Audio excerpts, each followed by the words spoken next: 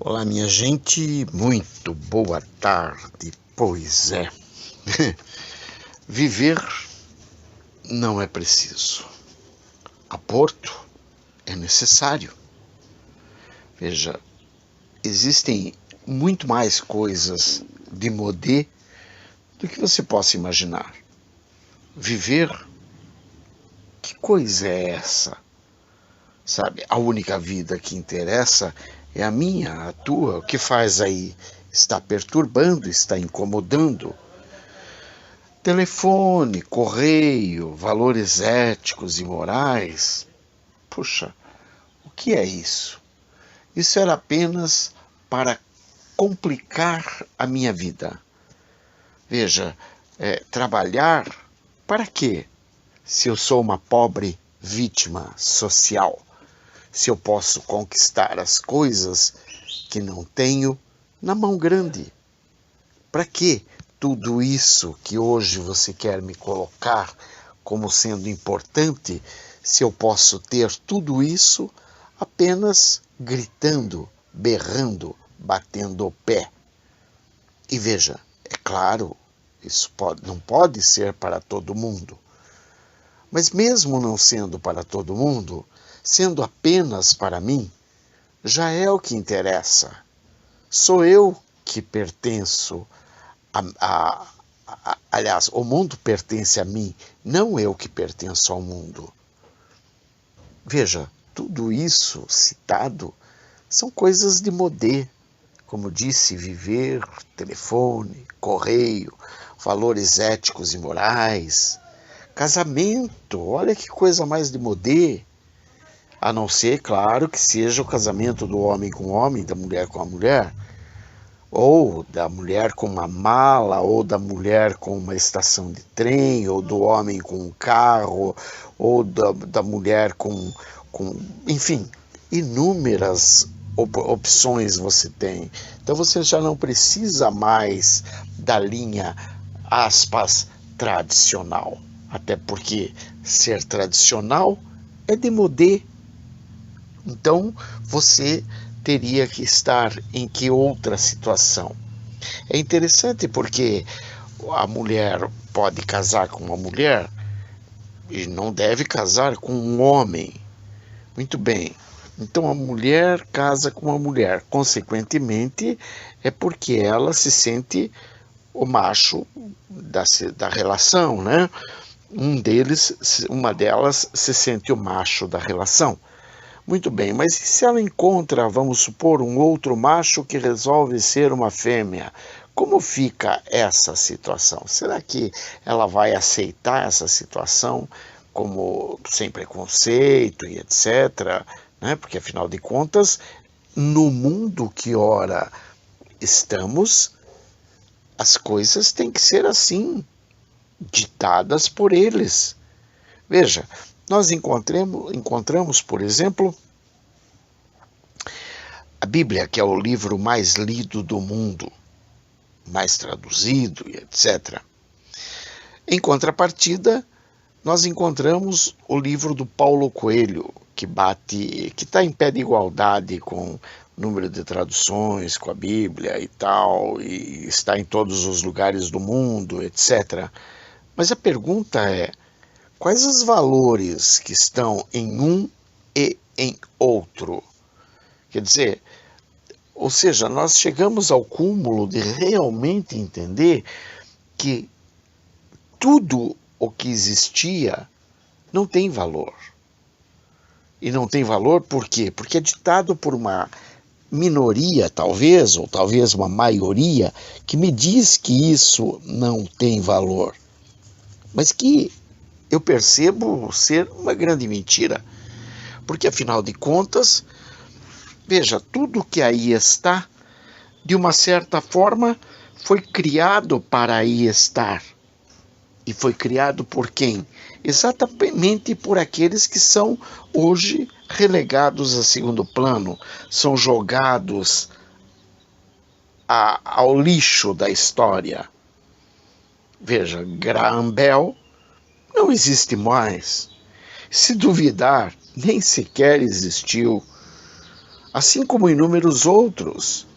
Você vai encontrar grandes líderes hoje citados e elogiados e aplaudidos, como, por exemplo, Fidel Castro, Mao Tse-tung, Che Guevara. Gente, líderes esses, Agora, não ouse falar que você tem assim um certo respeito por alguém que tem algum valor ético, algum valor moral,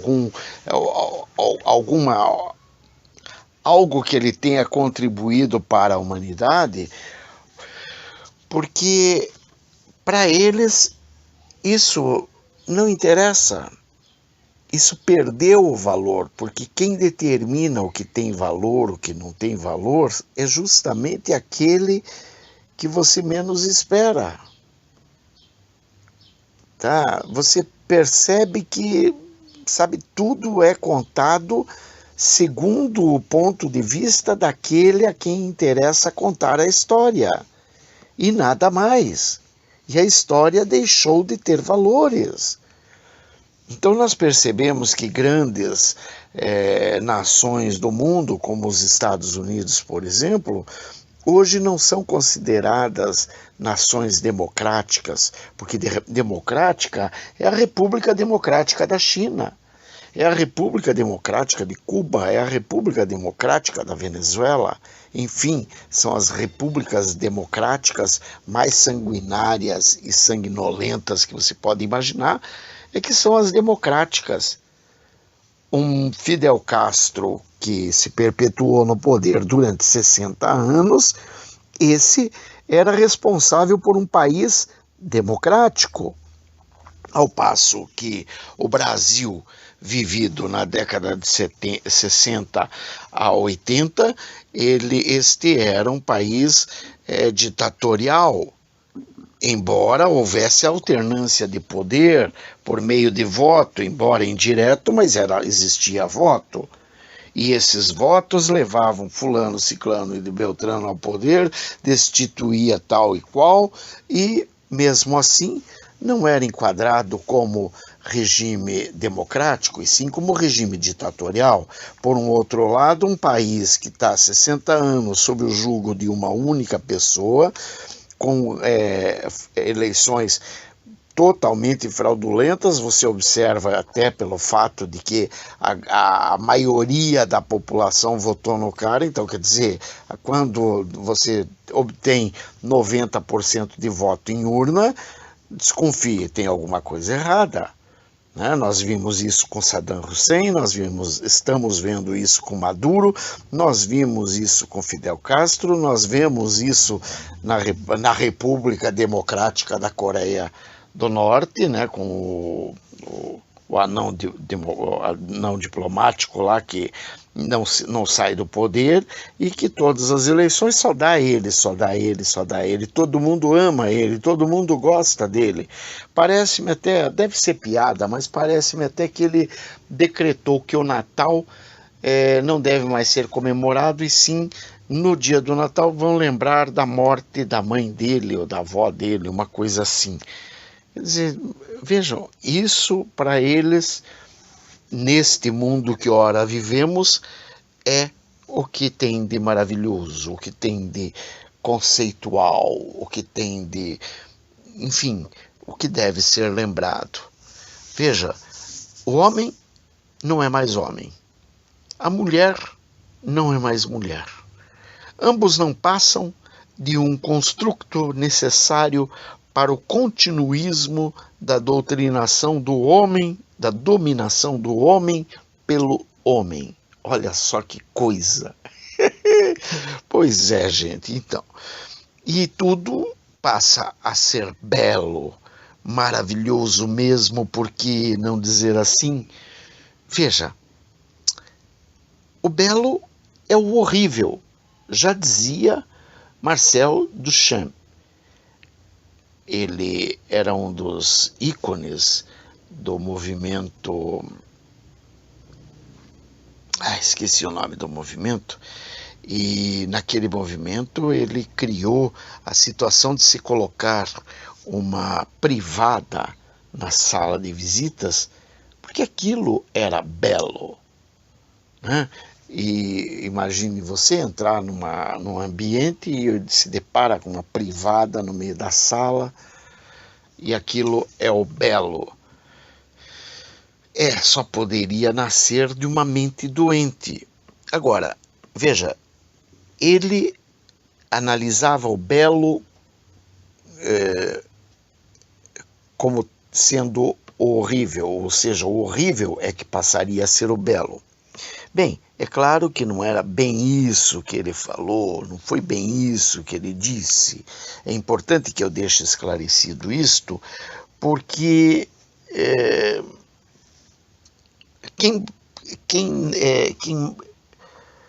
quem hoje aparentemente tem compromisso com a verdade é a grande produtora de conteúdos, né? Aquela grande mídia, essa sim, essa tem um compromisso com a verdade. Então, essa sim pode dar-se ao luxo de poder mentir melhor. Ela não mente. Poeticamente, ela tira tudo do seu lugar. Assim, Deus me livre que eu, né, ouse falar uma vírgula fora de contexto. Por quê? Porque eles vão me triturar, vão me denunciar, vão dizer que eu estou mentindo. Então, Marcel Duchamp, ele pegou e colocou essa privada, e ele criou aquela coisa de que o asqueroso é que seria o normal, né? O restante, então, seria tudo coisa de modê. Veja, você colocar uma roupa que esteja harmonicamente combinando, é de modê, é feio, é horrível. O bonito é você colocar algo assim que você se pareça com, Deus me livre, com um saco de batatas. Daí você fica bonito. Agora, também tem aquela coisa, né? O bonito é uma questão relativa. Eu até concordo com isso, mas existem algumas coisas que você não poderia dizer que não está belo, porque a beleza da coisa está na harmonia. Mas para eles, essa harmonia pode ser totalmente desarmonizada, né? Então veja só que o mundo está em sobressalto, nossas vidas estão em sobressalto. Nós encontramos momentos onde você vê que tua vida não vale um copo de cachaça, onde você vê que a criança não tem valor algum a não ser para picolé de pedófilo, onde você vê que escola para quê? Afinal de contas, já estamos em 2020, um ano todo sem aulas para as crianças. E as crianças estão muito bem, obrigado, vivendo no parquinho, quando pode ir no parquinho, porque no parquinho tem ali os drogados, né? Eles vão fumar maconha, mas eles podem, afinal de contas, o que a criança está incomodando ali? Ali é o lugar deles irem fumar maconha, é o lugar deles irem fazer as barbaridades deles, é o lugar deles irem assaltar ou perturbar a vida das pessoas em volta, né? Então a criança deixou de ter a sua importância no ambiente social. Mesmo que você passe a pensar que a criança vai ser o mandatário do futuro, mas espera aí, ela só foi por acaso que ela não foi abortada, porque se ela tivesse estado num ventre que naquele momento quisesse abortá-la, por que não? Seria mais um feto na lata do lixo. Aliás, feto na lata do lixo, isso é que não. Afinal de contas, na grande indústria do aborto, o feto ele tem valores sim, e ele é muito bem arquivado e guardado e levado para outros fins que a gente muitas vezes desconhece da indústria científica, né, dos laboratórios, dos grandes laboratórios. Então vejam, tudo isso está poeticamente harmonizado com uma ditadura do proletariado. Somente isso. Veja, hoje é correto fraudar urnas e dizer que não foi fraudado. Você mente descaradamente. Você percebe um movimento, um mar de pessoas acompanhando um Trump, por exemplo, mas aqueles não são eleitores dele. No mesmo momento, você vê que Biden andou sozinho o tempo todo, mas aquele é que teve mais votos. A mentira é deslavada, gente. É uma mentira descarada, gente. Você percebeu que durante todo o período eleitoral ali, quem mobilizou as massas, quem falou e foi aplaudido, quem falou e foi apupado de todas as formas, foi Trump. Mas Biden é que levou todos os votos. Tá, tudo bem. Hoje, quem sabe das coisas entendeu. Ele levou os votos porque a urna estava fraudada. Por motivos estes ou aqueles, não importa, mas estavam fraudadas. Mas quem vai ser o aplaudido como grande vencedor do pleito foi Biden. Então você percebe que a vida tem que estar em sobressalto. Veja, você liga um rádio, nossa, rádio, que coisa mais demodê, né? A televisão, que coisa horrorosa, a televisão, isso é demodê. Se liga qualquer coisa e você começa a perceber que morreu, caiu, mataram, estupraram, enfim, inúmeras outras coisas que não seriam, que não deveria nem mesmo estar sendo tão levada tão a sério como está sendo levado. Por quê? Porque o objetivo deles é apenas colocar o medo na tua vida para que você viva em sobressalto, para que você se tranque dentro de casa, principalmente levando-se em conta que você poderá ser atingido por um vírus mortal criado pela China, claro. Mas imagine que você pode falar um troço desse. Não tem como. Inclusive a própria China hoje já está responsabilizando até mesmo o Brasil pela profusão do vírus chinês.